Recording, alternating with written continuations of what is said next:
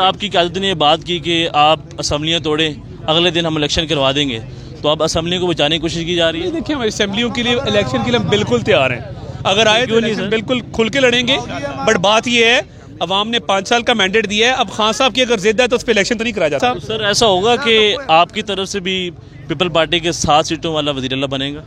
देखिए, अभी इस पर ना कोई बात हुई है ना कोई फैसला हुआ है। अभी सारा फोकस एतमाद के वोट पे है। वो मरला जब हम पुल पे पहुंचेंगे फिर पुल क्रॉस। डी नोटिफाई करने की बातें की जा रही हैं, गवर्नर राज की बातें की जा रही हैं, तो कब वो डी नोटिफाई कर रहे हैं? मैंने अभी बताया, बड़ी तफसीली प्रेस टॉक की है। गवर्नर की स्वाब दी थी, जब गवर्नर बेहतर समझेंगे वो कर देंगे। मगर एतमाद के वोट से भागना और सेशन के होते हुए 48 घंटे में वो वोट ना लेना, तो ये इस्तीफा देते परवेज़ इलाही। हकीकी आजादी की जंग में बोल भी कप्तान के हम कदम। इलेक्शन कराओ मुल्क बचाओ की लाइव ट्रांसमिशन, दिखाई लम्हा बलम्हा सूरत हाल। रील और रेटिंग में भी बोल न्यूज रहा नंबर 1। सब्सक्राइब करें और बेल दबाएं ताकि कोई खबर रह न जाए।